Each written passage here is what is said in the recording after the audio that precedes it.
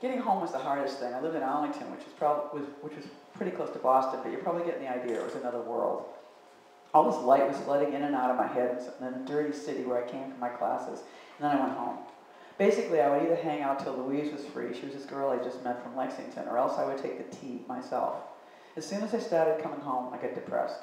So it was a bad feeling coming, and if I wanted to ride, I had to wait, feeling rottener and rottener by the moment, or else I just started the sorry trip home. Boston was irrational. Arlington Street, all fluffy and bright with glass and dark churches.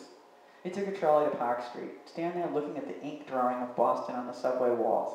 Boston was not for Boston. Why would you want to look at a picture of where you were? Boston was looking out. It was no place, I felt. People came here. Everyone was old and tired in the subway. Jump off a park, every step being so hard like underwater, onto the red line, standing there waiting to go to Harvard Square. The bus to Arlington was the greatest defeat. It wasn't college at all. The bus turning at Gordon's Furniture, passing the fire station where the bus had passed all my life. Walking up Swan Place like a child, and so much going on in my head, I was alight. My family was like living with cruel cats. Someone would turn as you entered a room. Oh, it's you. So I waited for the night when I could be by myself and work. Are you going to leave that light on? My mother stood in her nightgown squinting at me. Just for a while, I said, didn't you know this is my desk? It was white and brown, the brown being formica, cool. Sometimes in utter hopelessness, I put my cheek on the table like it was someone. I wanted to wake my brain up and be loved. The brown was fake wood, and there was a basket with not-so-good apples in it. And basically, I sat on my desk there in my world, the college night, and I ate apples, and I made black coffee, and I would think. So I had to write a poem. Dante did this thing called terza rima, which meant each stanza was in 3 lines. And of course, there was a whole rhyme thing. When I was in grade school, I could write poems about anything. It was just a thing I could do. I was like this joker, and it got around that I could do this thing, and kids would ask me to say one. What about her? It was like some girl across the street in her scout uniform. Girl Scout, dressed in green, never think a thought obscene. I didn't get why this was so hard. Weren't all Catholics counting and measuring with their bodies all day long, in and out? Poetry was probably different now, because even Nelson is thinking about the whole world.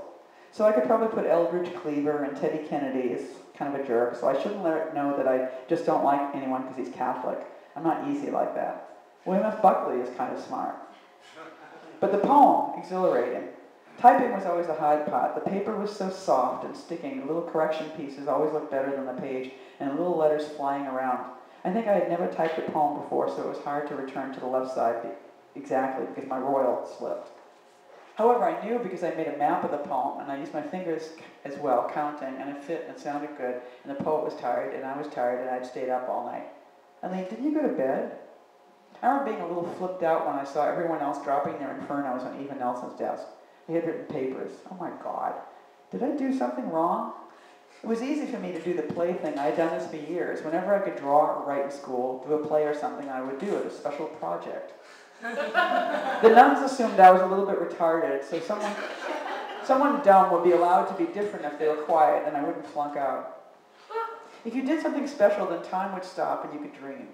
The thing I hated about growing up was that everyone wanted you to wake up and pay attention. I would only worry all the time, and this would just get worse and worse. That school could be about books, that your work could be thinking and dreaming gave me so much hope, but what if I was wrong? I felt sick, and I didn't talk about it in Louise's Corvée, swinging around Fresh Pond up Route 2. I was home. Okay, and she smiled. Even Nelson looked particularly happy today. Once in a while, she would wear a medallion. She had one on today. It meant something, I guess. It divided her breasts. I couldn't look. It meant something, though. People were still coming in. She looked like she had a secret, a surprise, something good to say.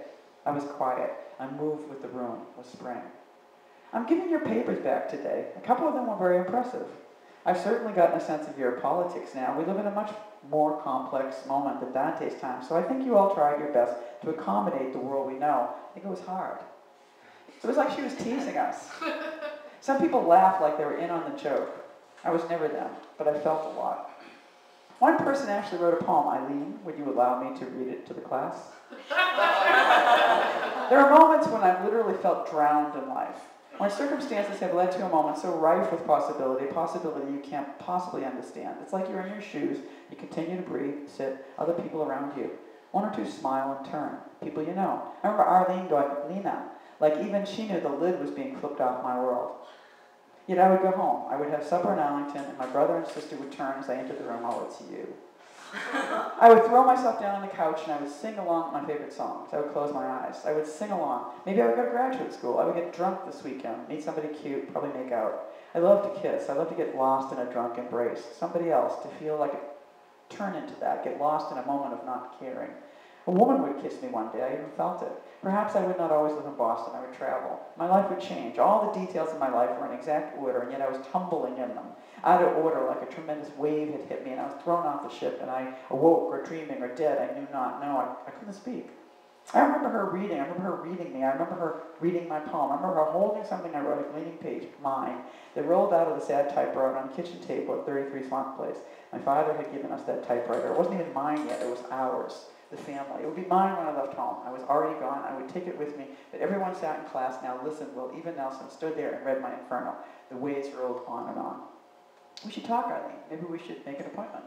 I was like a mute dog.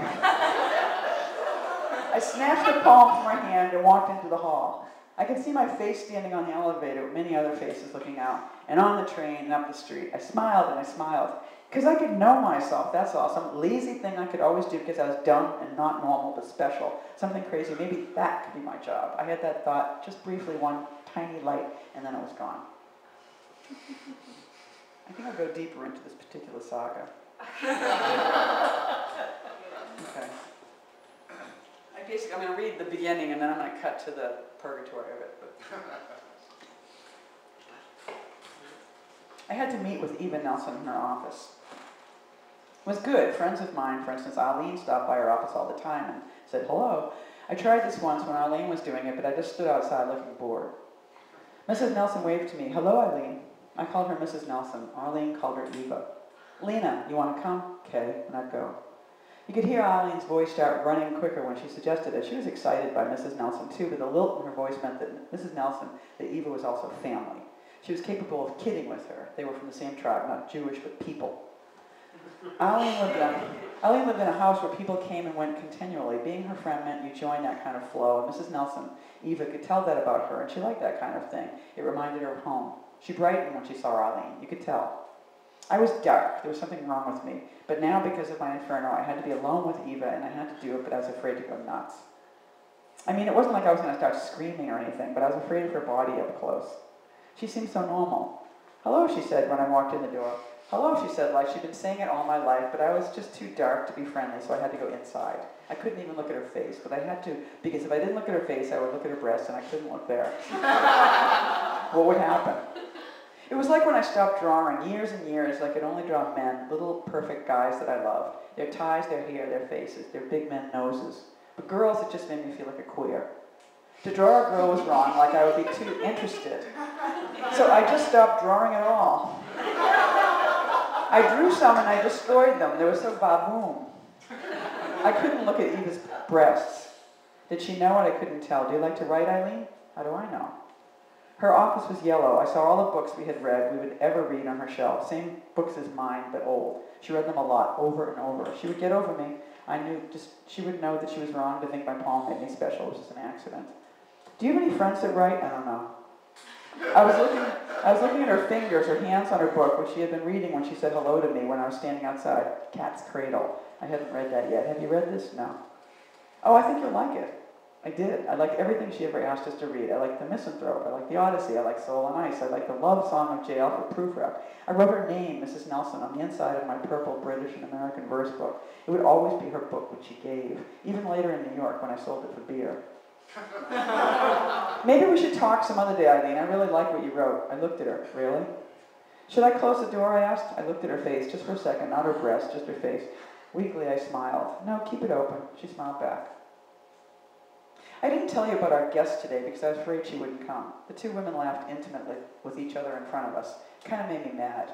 The other one was from New York. She looked Jewish. They had gone to Hunter together. Her name was Marge Piercy, and she was a poet. She looked sad. Well, not exactly sad, but almost angry, like an old statue. Her hair was messy and wild, and there was a lot of it. She was going to read to us. I had never seen a poet before. Who had?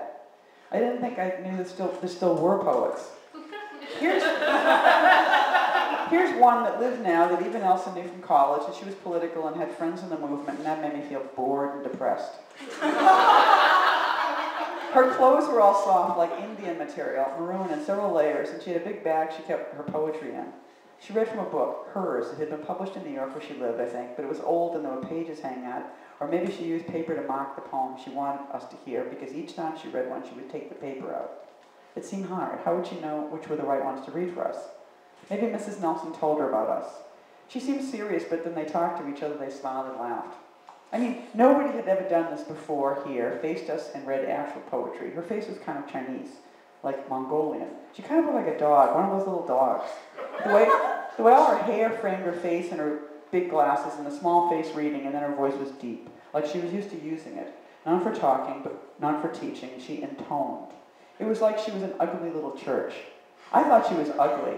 A woman could be such a mess, so dark, but it was great. This is a poet. Her poem was about New York and buildings and just how unhappy she had been there. Between the Lower East Side tenements, the sky is a snotty handkerchief. The clouds were full of snot. What an idea.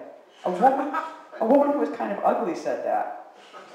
Do you like her, Lena? Said Eileen. In a mocking voice, I said, between the Lower East Side tenements, the sky is a snotty handkerchief.